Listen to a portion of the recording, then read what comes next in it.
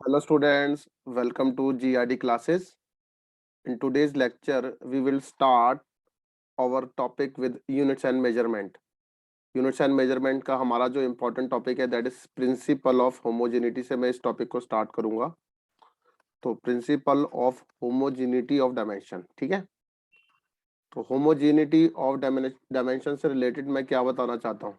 मैं ये बताना चाहता हूँ कि जो हमारा CBSE से related कोई भी topic है, नीट से रिलेटेड कोई भी टॉपिक है और जो आप जेई मेंस का एग्जाम देते हैं उनसे रिलेटेड भी इस वाले टॉपिक से रिलेटेड पूछा जाएगा।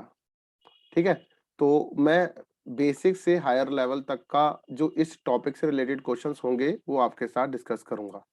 तो सबसे पहले principal of homogeneity of dimensions के अकॉर्डिंग ये प्रिंसिपल हमें क्या बताता है। इस प्रिंसिपल से हमें ये पता चलता है कि according to this principle according to this principle कोई भी फिजिकल इक्वेशन हमारे पास है, ठीक है, और फिजिकल इक्वेशन जो है हमारे पास विल बी डायमेंशनली करेक्ट होनी चाहिए इफ द डायमेंशन ऑफ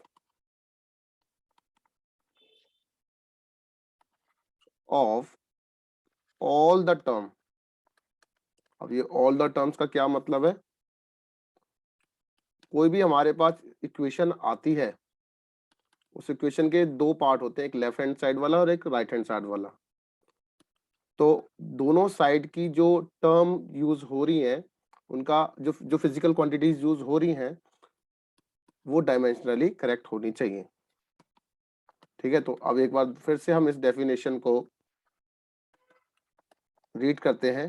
कहता है कि अकॉर्डिंग टू दिस प्रिंसिपल कोई भी फिजिकल इक्वेशन और you can say a physical equation will be dimensionally correct if the dimensions of all the terms occurring on both sides of the equation are same। यहाँ पर अगर आपको ये part clear होता है तो मैं ये बताना चाहूंगा कि अगर इसके लिए एक रूल बनाया गया है कि L प्लस एल एल होता है और L माइनस एल भी L होता है, कहते हैं ये कैसे पॉसिबल है? ये डायमेंशनली पॉसिबल है। कहता है कि अगर मैं एक एग्जांपल लेके चलूं, यहाँ पर एग्जांपल नंबर मैं 1 लेके चलता हूं, that is v equals to u plus 80। आप सभी बच्चों को पता है कि v जो है वो फाइनल वेलोसिटी है, u जो है वो इनिशियल वेलोसिटी है, a जो है एक्सेलरेशन होता है, आप सभी बच्चे जानते हैं, और t जो है टाइम है। तो कहता है कि यहाँ पर ये जो लेफ्ट हैंड साइड पर हमारे पास है ये वेलोसिटी को शो कर रहा है, फाइनल वेलोसिटी। तो सबसे पहले मैं LHS देख लेता हूँ कि ये करेक्ट है या नहीं। तो लेफ्ट हैंड साइड पर मैंने लिख दिया v। v जो होता है मैं डायमेंशन फॉर्मूले पहले से याद करके आया हूँ और ये मुझे पता है ये LT माइनस 1 के बराबर है। तो अब मैं RHS के साइड पर मैं सॉल्व करना चाहूंगा। तो RHS पर मेरे पास दो टर्म है। तो फर्स्ट लॉ के अकॉर्डिंग अगर मैं देखा चाहूँ तो ये L plus L equals to L की बराबर होना चाहिए। तो यहाँ पर लेंथ एल को रिप्रेजेंट करती है, लेकिन यहाँ पर एल जो है एक फिजिकल क्वांटिटी बता रहा है। तो यू जो है मेरे पास इनिशियल वेलोसिटी है, so that will be equal to also L t minus 1 and AT, A is acceleration, that is LT minus 2 and T be time। ठीक है, तो RHS में मेरे पास U एक टर्म आ रही है और दूसरी जो टर्म है वो AT है, एक्सेलरेशन मल्टीप्लाई बाय टाइम। तो -2 + 1 को जब मैं बेस से में पावर ऐड हो जाएंगी तो you will gate LT minus 1। तो मुझे यहाँ से एक नॉलेज मिल रही है कि जो लेफ्ट हैंड साइड का जो टर्म है वो राइट हैंड साइड के टर्म की बराबर है। तो प्रिंसिपल ऑफ होमोजेनिटी का जो प्रिंसिपल यहाँ पर एक्ट हो रहा है वो करेक्ट है, डायमेंशनली करेक्ट है। अब एक और न्यूमेरिकल करते हैं, जैसे s equals to u t plus half AT square है। तो यहाँ पर ये एक टर्म है, यहाँ पर ये एक अनदर टर्म है और ये एक और टर्म है। ठीक है, तो सबसे पहले मैं लेफ्ट हैंड साइड पर देखता हूँ। तो लेफ्ट हैंड साइड पर जो मेरे पास सबसे पहले आ रहा है, क्या आ रहा है? एस। एस क्या होती है बेटा? Displacement. And you know that displacement जो है वो लेंथ के बराबर है। अब मैं देखना चाहता हूँ राइट हैंड साइड पर। तो राइट हैंड साइड पर मैंने देखा यहाँ पर क्या लिखा हुआ है बेटा, यूटी। यू जो है वेलोसिटी है, और वेलोसिटी के लिए हम ये इनिशियल वेलोसिटी का हमारे लिए हम बनाते हैं एल टी माइनस वन, और टाइम के लिए हम लिखेंगे टी, और ये जो बन जाएगा ये एल की बराबर है। आप कहीं से भी तैयारी कर लीजिए, नीट की, मेंस की, सीबीएसई की, और भी बड़े सारे एग्जाम्स हैं। तो सभी एग्जाम्स में हम क्या देखते हैं कि वो बेसिक से स्टार्ट कराते हैं और हायर लेवल तक जाते हैं। तो हमें जो हमारा बेसिक है ना वो स्ट्रांग होना चाहिए। बाकी का तो आपको पता ही है कि आपको खुद की बच्चे सेल्फ प्रैक्टिस करेंगे तो उससे रिजल्ट बनता है। तो रोज डेली जितनी ज्यादा हो सके हमें उतनी ज्यादा प्रैक्टिस करनी है, ठीक है ना। तो एक्सेलरेशन के लिए हमने जो पुट किया है यहाँ पर एल टी माइनस टू। आपने बोला सर हाफ का क्या डायमेंशनल फॉर्मूला होगा, बेटा हाफ जो होता है वो डायमेंशन लेस होता है, ठीक है ना। तो डायमेंशन लेस है तो इसका मतलब इसकी कोई डायमेंशन नहीं है, न्यूमेरिकल वैल्यू की कोई डायमेंशन नहीं होती। और टाइम के लिए we can put t square, तो मेरे पास ये टी स्क्वायर वाली टर्म हो जाएगी। तो minus two plus two cancel out हो जाएंगे और मेरे पास एल आ जाएगा। तो there four L H S यहाँ पर आर एच एस की बराबर आ रहा है, ठीक है। अब आप बच्चों के लिए क्वेश्चन दे रहा हूँ, ये थर्ड। आप मेरे लिए प्रूव करिए कि v square equal to u square plus two a s की बराबर है। और इसी चीज को आप क्या लिख सकते हैं, v square minus u square equal to a s लिख सकते हैं, है ना। तो अगर आप इतना लिख सकते हैं तो इसको आप सॉल्व करिए, ये मेरी तरफ से एक होमवर्क है। अब मैं आपको एक और क्वेश्चन सिखाता हूँ, ठीक है। तो इसमें हमारे पास जो क्वेश्चन आता है, इसके बाद नेक्स्ट क्वेश्चन कहता है कि P जो है वो प्रेशर है, ठीक है, plus of A by v square equals to constant. Constant whatever, यहाँ पर आर टी होता है, आर एक गैस कांस्टेंट है।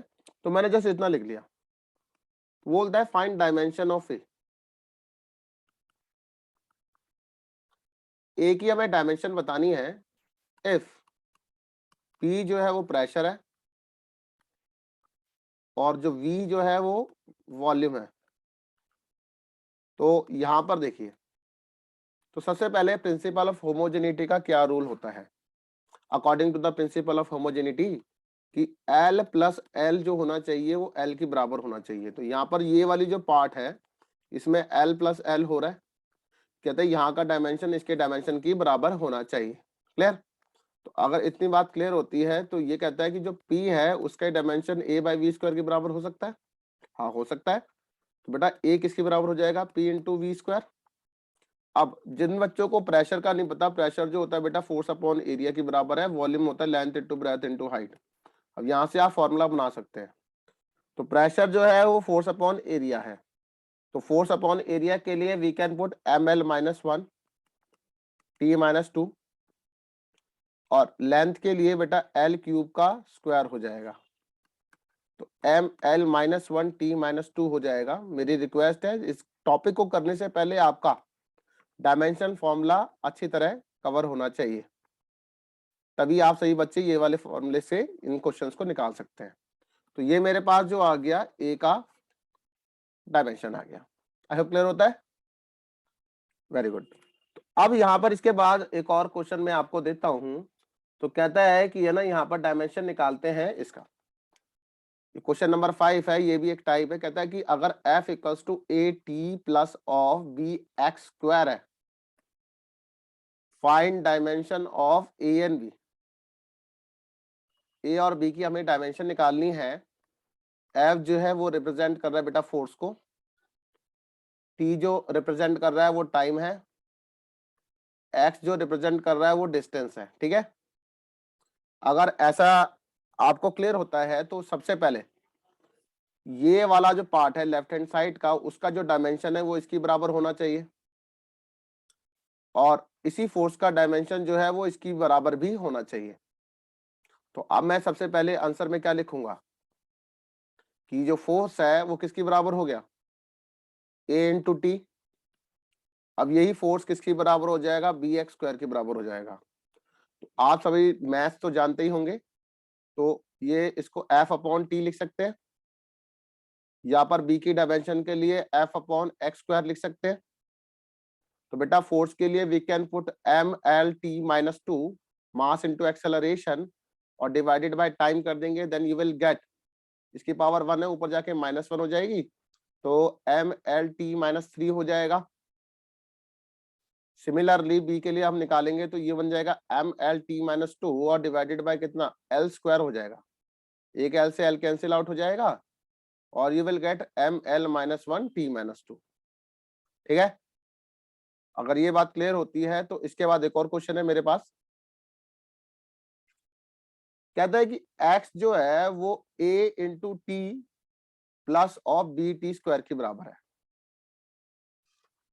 ये आपको मेंस का क्वेश्चन इस तरीके से मैं दे रहा हूं एक बनाते हुए। तो x जो है बेटा वो डिस्टेंस है, t जो है वो टाइम है, ये भी टाइम के बराबर है। Find dimension of A and B, और ए और बी की अगर आप डायमेंशन निकाल सकते हैं तो प्लीज निकालिए। तो सबसे पहले क्या करेंगे, इस x को AT के बराबर इक्वेट कर देंगे, कर दिया। फिर क्या करेंगे, BT स्क्वायर के बराबर इक्वेट कर देंगे। ठीक है, तो A किसके बराबर हो जाएगा बेटा, x बाई टी। x मतलब लेंथ होता है और t मतलब टाइम होता है, तो A जो बन जाएगा यहाँ पर LT-1 के बराबर बन जाएगा।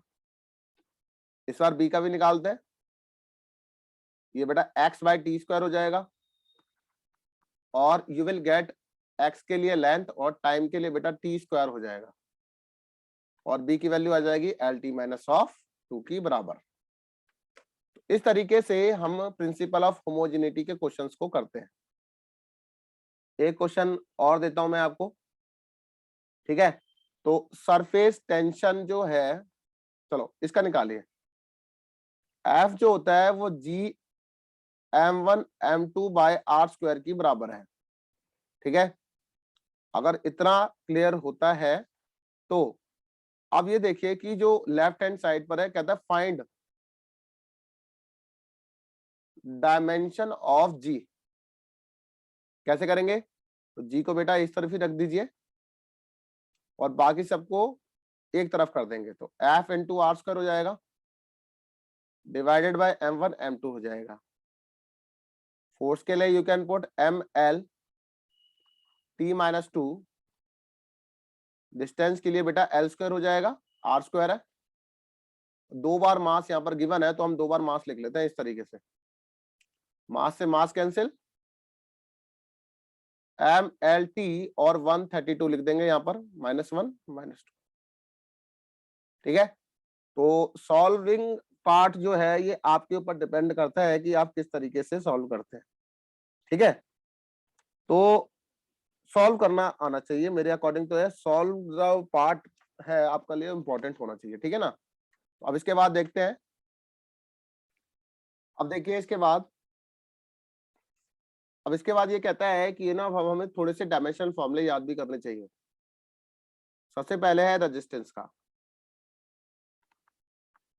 रेजिस्टेंस में हमें पता है कि जो रेजिस्टेंस होता है, आप सही बता है कि V equal to I R है, तो R क्या हो जाएगा, V अपॉन आई। तो V क्या होता है, पोटेंशियल डिफरेंस, है ना, तो पोटेंशियल डिफरेंस अपॉन क्या हो जाएगा, करंट। एंड पोटेंशियल का जो फॉर्मूला है वो ml-2t-3a-1 है और करंट के लिए हम एम्पियर का यूज करते हैं और you will gate ml² t-3a-2। Okay, तो ये रेजिस्टेंस का डायमेंशनल फॉर्मूला है, काफी यूज होता है एंट्रेंस लेवल पे। दूसरा है कैपेसिटेंस का।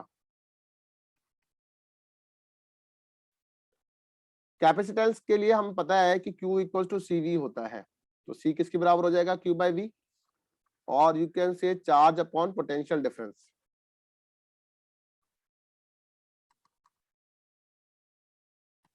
ठीक है, तो चार्ज के लिए हम क्या करते हैं, AT यूज करते हैं, और पोटेंशियल के लिए ml-2t-3a-1, m-1 l-2 हो जाएगा, t की पावर 4 और a² हो जाएगा। तो कैपेसिटेंस का भी आपको याद रहना चाहिए, ये सिंबलाइज C से होता है, रेजिस्टेंस R से होता है।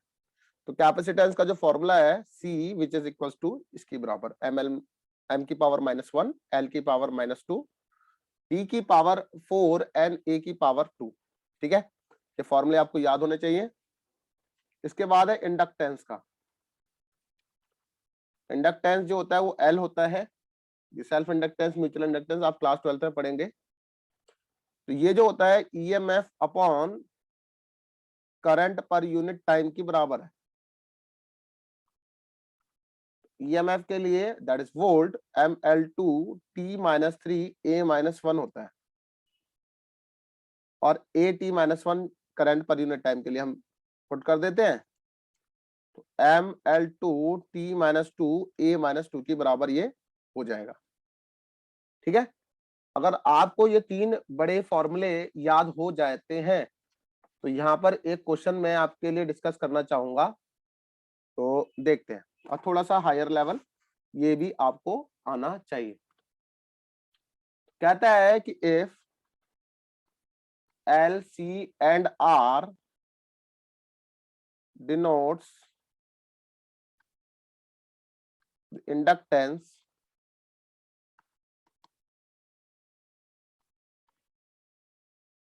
capacitance and resistance respectively, the dimensional formula of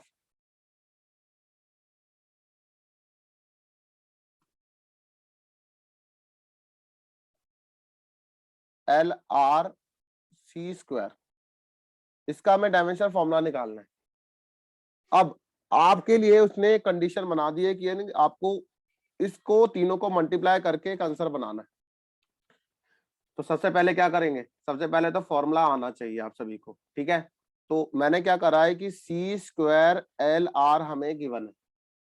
ठीक है, तो मैंने क्या करा, थोड़ा सा इसके अंदर अपनी मैथमेटिक्स को यूज किया। तो मैंने यहाँ कर दिया C स्क्वायर LR है, अब इसको मल्टीप्लाई बाय L और डिवाइडेड बाय L कर दिया। ठीक है, ऐसा होने से क्या बन गया, C square L square divided by R, sorry divided by L multiply by R हो जाएगा। और यू कैन राइट LC का whole square RL।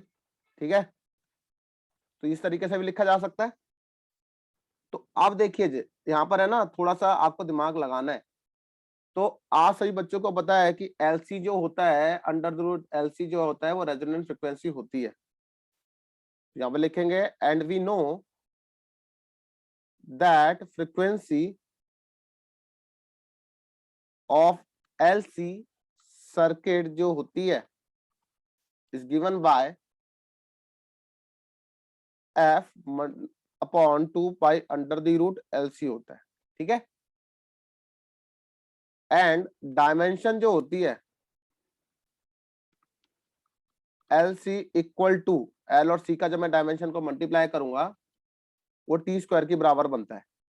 Okay, and L by R का जो डायमेंशन होगा